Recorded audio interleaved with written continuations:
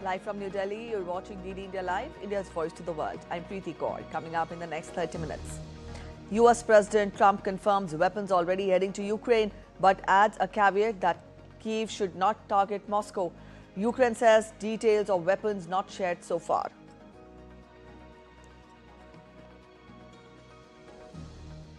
Trump announces Indonesia deal after tariff threats, sets 19% tariff on Indonesian goods. Indonesia to buy 50 Boeing jets as part of the trade deal.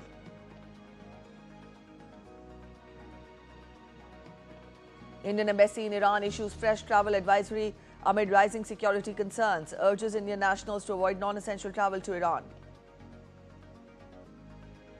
After a historic T20 International Series win in England, the women in blue take on 3 Lions in a 3-match ODI series beginning on Wednesday.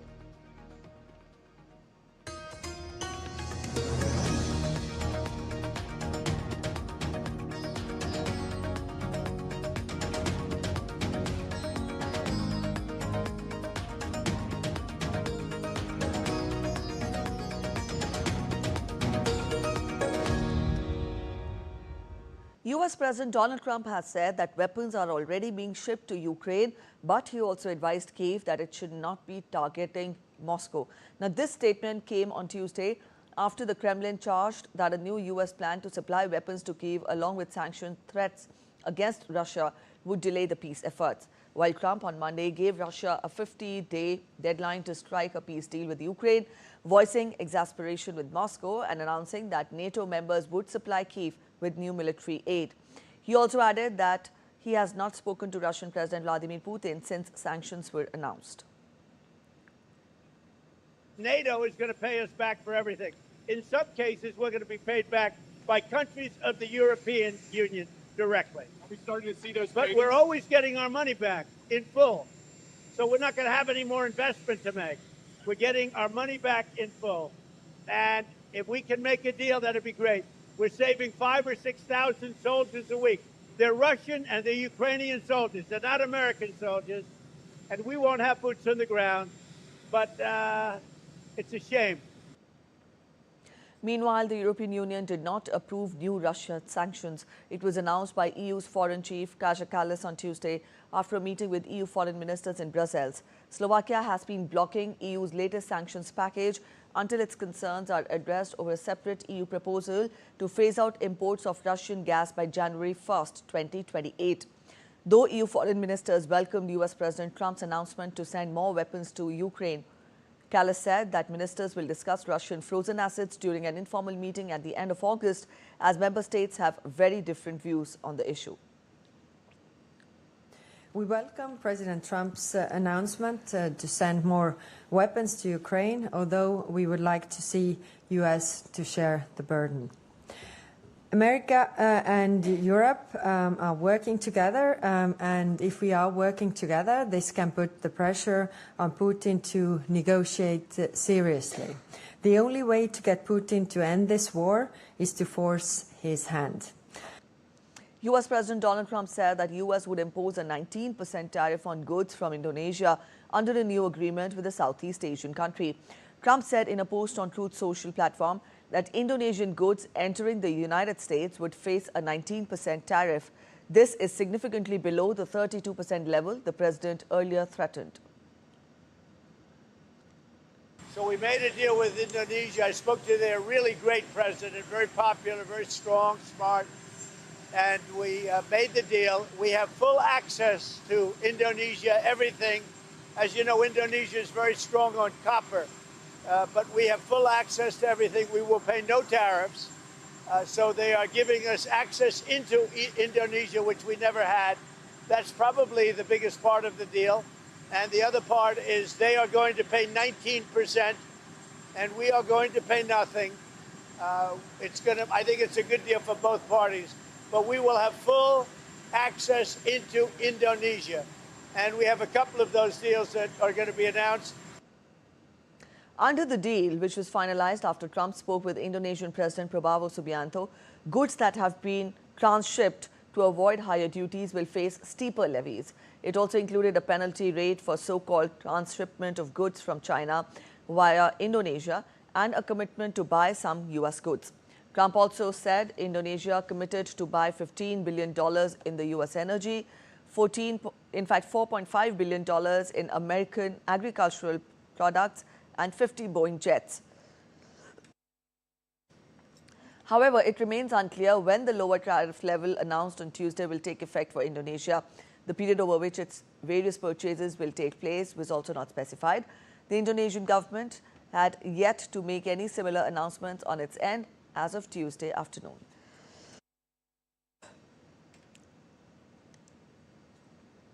On trade deal with Vietnam, Trump said that a trade agreement with Vietnam was nearly complete. Remaining in his character, Trump said that he could release details of the Vietnamese trade agreement, but did not think it was necessary.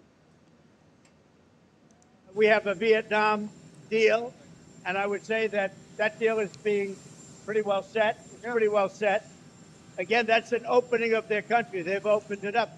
Just so you know, these were closed countries. They were wonderful people, wonderful leaders, very strong, smart leaders.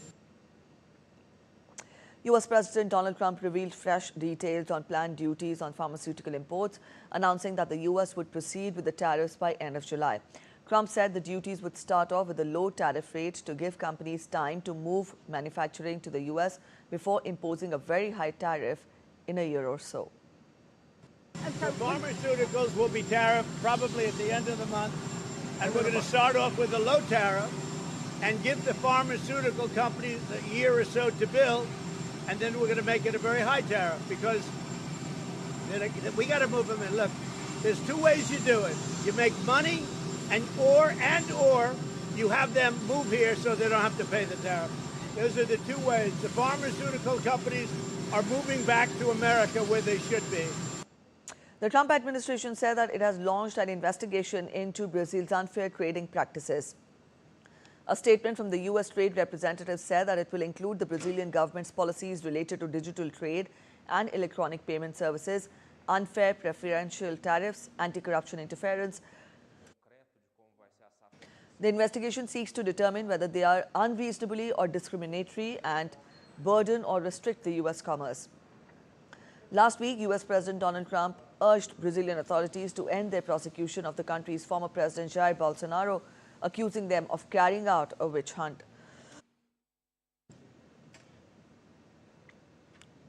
Let's now take a look at how much tariff will be levied on which country from 1st of August. Steepest tariffs would be levied on Brazil at the rate of 50%, while on the next level stands Laos and Myanmar, with both facing duties of 40% each, and Thailand with 36%. Next comes Canada, Serbia, Bangladesh, all facing 36% tariffs, while Indonesia would be subject to 19% tariff under a new agreement, below the 32% level the president earlier threatened. European Union, Mexico, South Africa, Bosnia and Herzegovina, Algeria, Iraq, Libya and Sri Lanka are facing a 30% tariff rate. 25% tariffs would apply to Japan, South Korea, Tunisia, Malaysia and Kazakhstan. While Brunei and Moldova are subject to 25% of tariffs, while lowest rate on goods will apply to Philippines at 20%. All the countries, many of which have highly export-reliant economies, had previously been subject to a baseline tariff of 10%. U.S. President Donald Trump said Tehran was hoping to engage in discussions with the United States, but he is in no rush to talk with Iran, referring to the U.S. strikes on Iranian nuclear sites last month. Washington and Tehran have been engaged in several rounds of negotiations. Well, they want to talk. I'm in no rush to talk. They would like to talk. I'm in no rush to talk because we obliterated their site. They'd have to start all over. In fact, it's obliterated to the point that it's not usable anymore. They'd have to pick a different mountain. Washington and Tehran had been engaged in several rounds of negotiations seeking to strike a deal on Iran's nuclear program. However, the talks derailed due to the 12-day-long conflict between Israel and Iran. Since the end of the hostilities, both Iran and the U.S. have signaled willingness to return to the table, although Tehran has said that it will not renounce its right to the peaceful use of nuclear energy.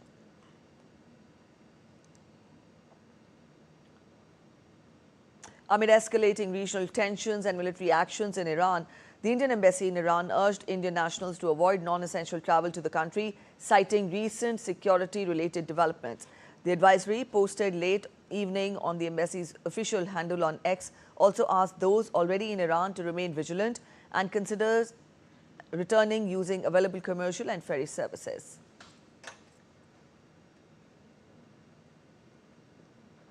U.S. President Donald Trump said that the U.S. Justice Department should release all credible information from its probe into notorious sex criminal Jeffrey Epstein, as he sought to douse a firestorm of criticism from his supporters over the handling of the case. Trump is facing the most serious split of his political career from his famously loyal right-wing base over suspicions that his administration is covering up lurid details of Epstein's crimes to protect rich and powerful figures they say are implicated. When asked about the case at the White House, Trump said that the Attorney General has handled that very well. He replied that Pam Bondi, who leads the Justice Department, handled it very well, and it's going to be up to her. Trump said whatever she thinks is credible, she should release. The Energy and Innovation Summit in Pennsylvania brought together leaders from companies including Meta, Microsoft, Alphabet, and ExxonMobil to discuss positioning the U.S. as a global leader in AI. Here, U.S. President Donald Trump announced $92 billion in energy and infrastructure deals intended to meet big tech's soaring demand for electricity to fuel the AI boom. Take a look.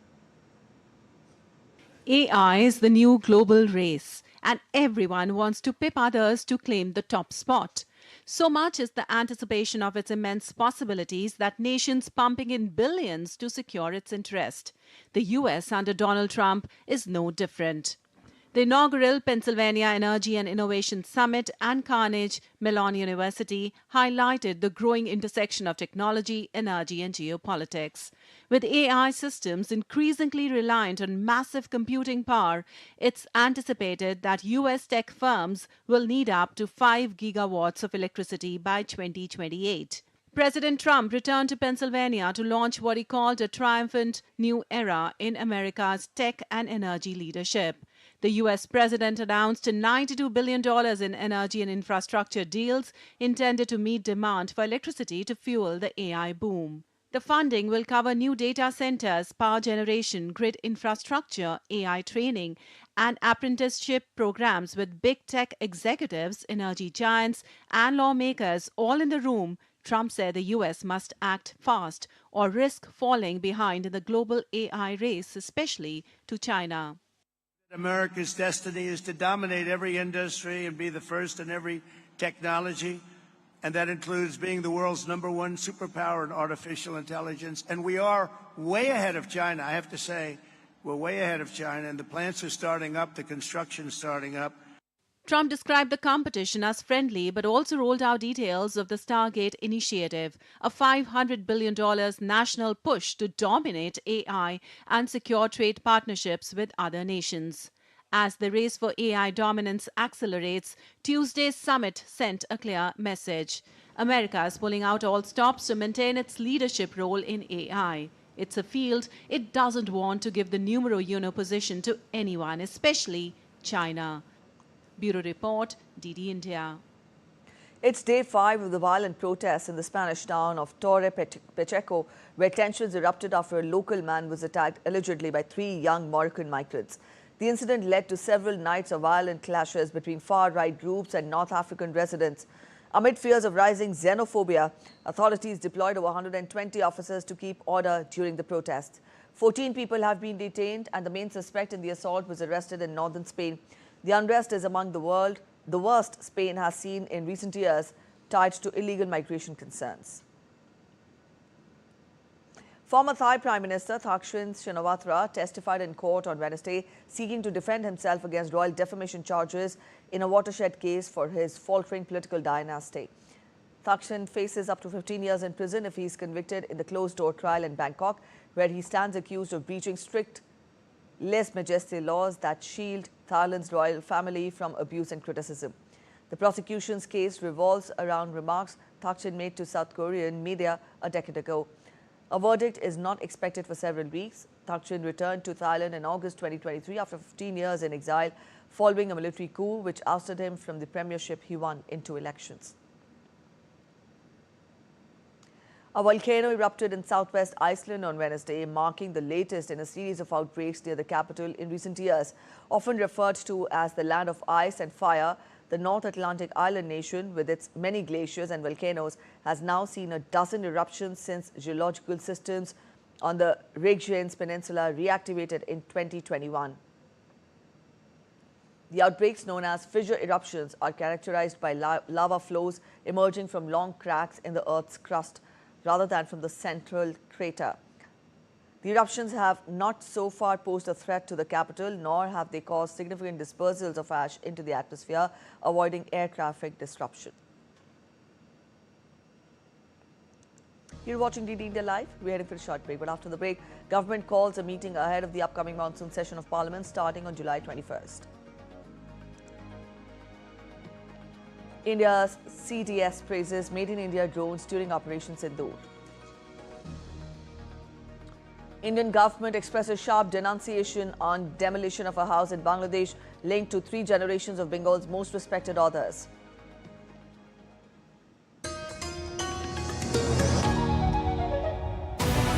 This week on Defence Dynamics, we decode how mounted gun systems are powering India's artillery transformation. A detailed analysis of Astra, India's homegrown air-to-air missile that's now battle-ready. Prahar unveiled India sharpens its tactical edge. And a deep dive into India's military legacy, what makes it one of the world's most formidable defence forces. Stay tuned this Wednesday, 8 p.m. IST only on DD India.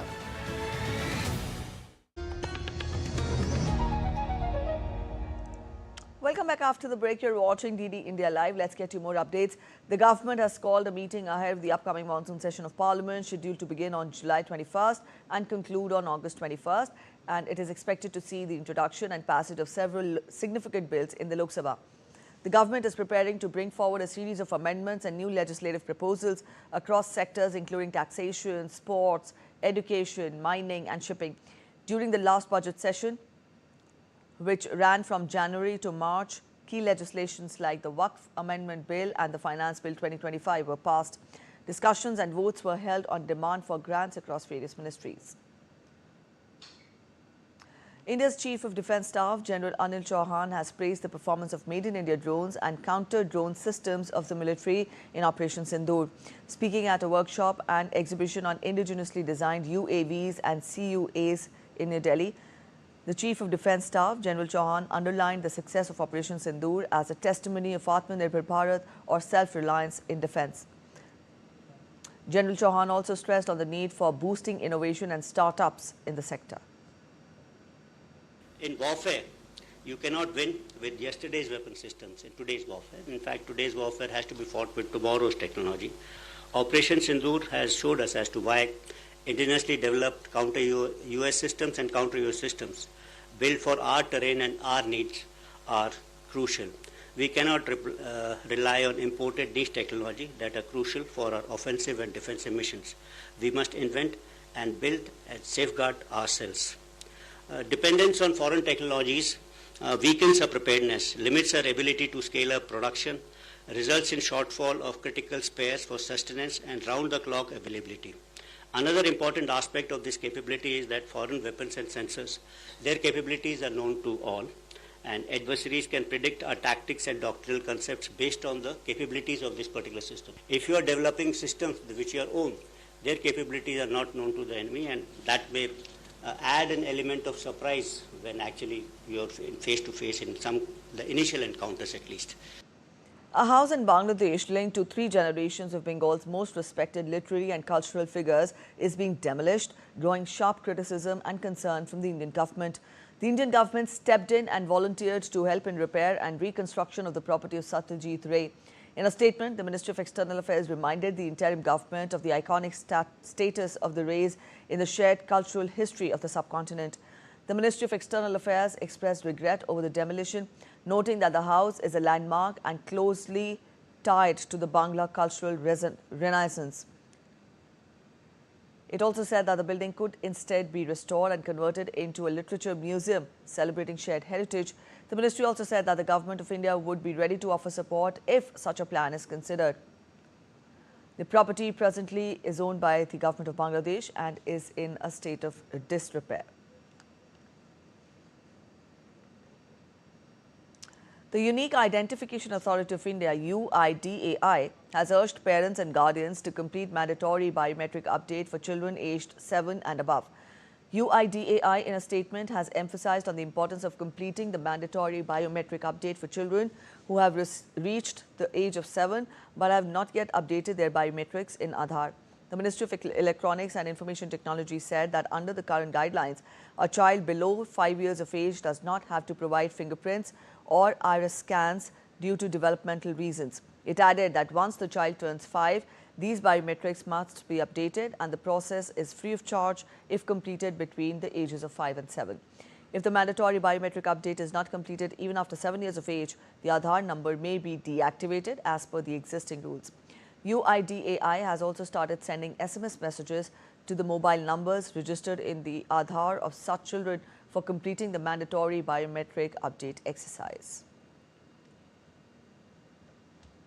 The man who allegedly rammed his car into 114-year-old marathon runner Fauja Singh on the Jalandhar-Pathankot highway has been arrested.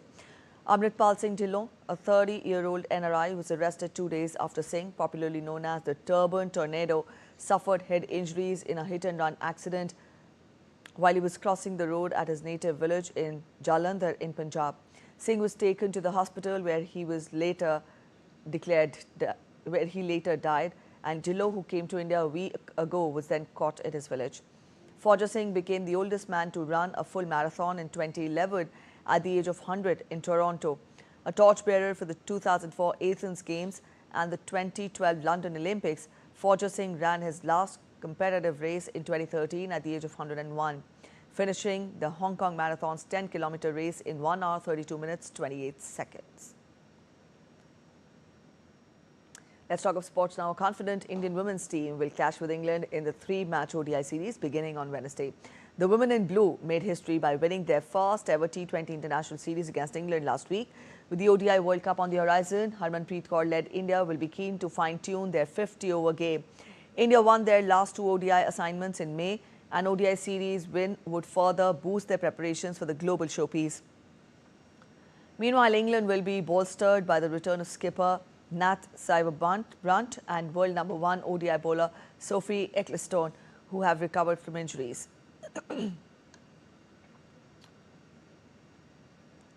Barcelona star Lemans Yamal is facing an investigation regarding the presence of a group of people with dwarfism as entertainers at his 18th birthday bash. On Saturday, the Barcelona winger hosted a massive party attended by teammates, celebrities, musicians and YouTubers.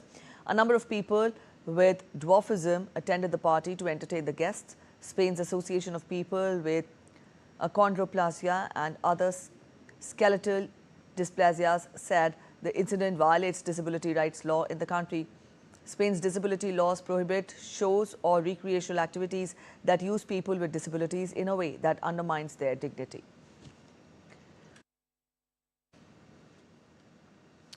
On to updates from the ongoing Japan Open 2025. In men's singles, Lakshay brushed aside China's Wang Zhenzing to advance into the second round. He will next face 7th seed and home favourite Kodai Naraoka in the round of 16. Indian doubles pair of Satwik Sairaj Rankireddy and Chirag Shetty sailed into the second round of the Super 750 event with a commanding straight game. They defeated Korea's Kang Min-hyuk and Kim Dong-ju to advance into the next round.